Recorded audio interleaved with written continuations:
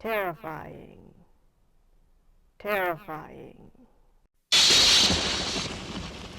So I watched The Funhouse from 1981, which, surprisingly enough, I had not seen except for the clips that are in Terror in the Aisles, which, you know, kind of gets into some spoiler territory, but did not spoil my enjoyment of the movie. Anyway, I absolutely loved it. I had forgotten it was directed by Tobe Hooper. The basic plot is two teenage couples go on a double date to the carnival and have the brilliant idea to spend the night in the Funhouse, which is actually a horror-themed ride more than what I think of as an actual funhouse, like the funny mirrors and stuff. And then they witness something they shouldn't have and end up trapped in there with a killer. The movie looks great. The carnival atmosphere is fantastic. It's gritty. You get kind of that seedy underbelly of the carnival. Kevin Conway plays a carnival barker, actually 3 carnival barkers, and he gives an excellent performance. William Finley has a small part as a magician, I think. I saw his name in the credits and I didn't actually recognize him when I was watching the movie, but based on his character name, I think that's his part, I hope. There's a fortune teller palm reader character, she was great. There's dancing ladies, which is one of the things that illustrates the grittiness because they're not all tight and perky.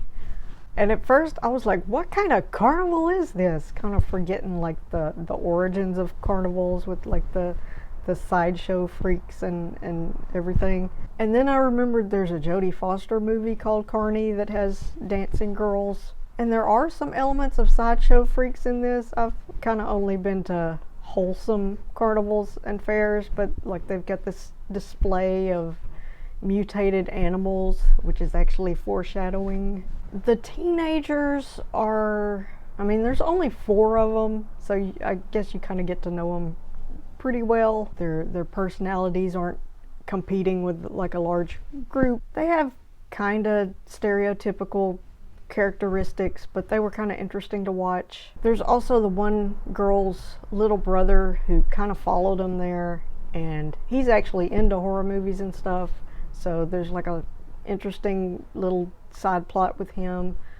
And there was one scene where he climbs over a chain link fence, lickety split. I was kind of impressed with that. All the stuff inside the funhouse was really cool. Lots of animatronic things, which I always find really creepy. There's really cool lighting. Rick Baker did some of the makeup effects. The carnival barker has a son, and he's shuffling around in this Frankenstein's monsters like mask costume for most of the first part of it, and it kind of builds up a little mystery about what's going on with him, like who is this under this costume. I really liked that. I don't really remember anything about the music, but it was composed by John Beal, who also did the music for Terror in the Aisles and my favorite, Killer Party, which I just got on CD, the soundtrack, not too long ago. Meant to get that out, but I didn't. Yeah, so this one was really fun, as you probably already know, but I really enjoyed it, and I look forward to watching it again soon. So until next time, keep on creeping on. Yeah, cheers, thanks a lot.